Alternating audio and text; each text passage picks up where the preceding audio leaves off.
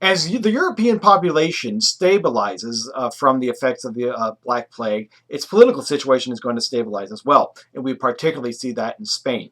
Remember that for almost 800 years, Spain is under the domination of the Moors. It begins in 711. It's easy to remember. Because we had the convenience store. It begins in 711 when North African Muslims, or Moors, start pouring over the Mediterranean into Spain and basically take over much of Spain. In fact, it goes all the way to the Pyrenees, right up to the French Alps. The French Pyrenees, the French border. This is, of course, is part of the massive wave of that spreads in terms of Islam through the Mediterranean, across North Africa, and ultimately into Spain. But nonetheless, the problem with Spain is that it's divided. Of course, when I'm talking about Spain, I'm talking about Christian Spain. European Christian Spain is divided between rival families, particularly those that are in control of Aragon and those that are in control of Castile. Well, how do you unite feuding monarchs? How do you unite two rivals,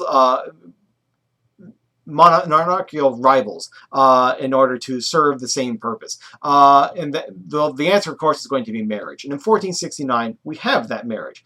We are going to have a marriage between Ferdinand of Aragon and Isabella of Castile.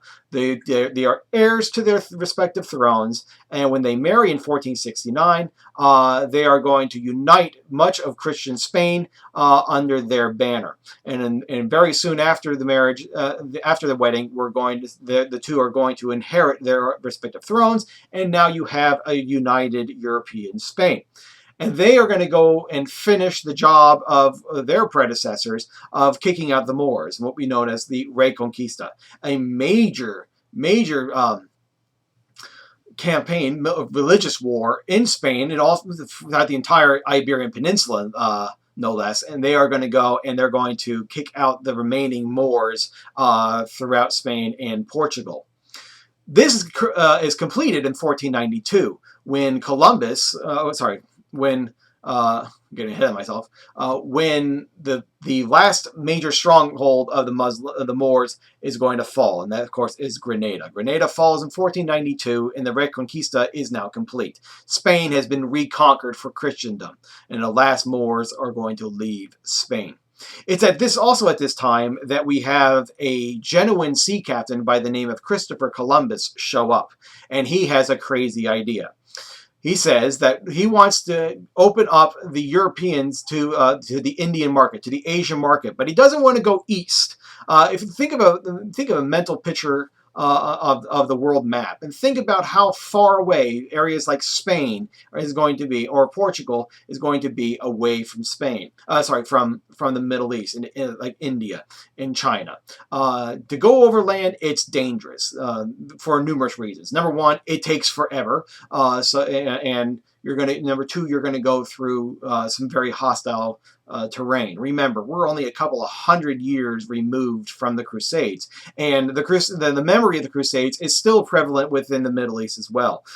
In fact, sometimes you see Islamic extremists call Catholics, prominent Catholics, crusaders. For example, in 2016, Rick Santorum, a former senator from Pennsylvania, he ran for the Republican nomination, and ISIS, in its propaganda and in its literature, actually mentions Santorum by name and calls him a crusader because he was Catholic. So the Crusades are still fresh in the minds of the Middle East. Well, when that's going to be even more true as you get closer to those centuries. And so when you have a bunch of Europeans starting to travel through the Middle East, that's not going to be a very safe journey. And it's going to be, travel like this, commerce like this is going to be expensive. So Europeans are relying on middlemen, people from, traders bringing goods from India, from China, through the Middle East, through the Asia Minor, into Europe. But every time it changes hands, the price is going to go up.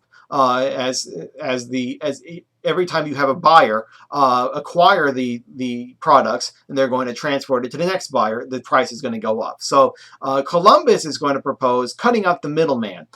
We see this certainly in Portugal with the Portuguese. We're going to talk about that soon. But the Portuguese are going east and they're going around Africa. We'll talk about that in just a bit. But Columbus says, let's not go east. It takes too long. He believed that the world was smaller. Everyone believed that the world was flat. It was not flat. It was round. And Columbus was one of those people that believed the Earth was round. What Columbus disagreed on when it comes to the rest of the world is the size of the world. He believed that you can go across the Atlantic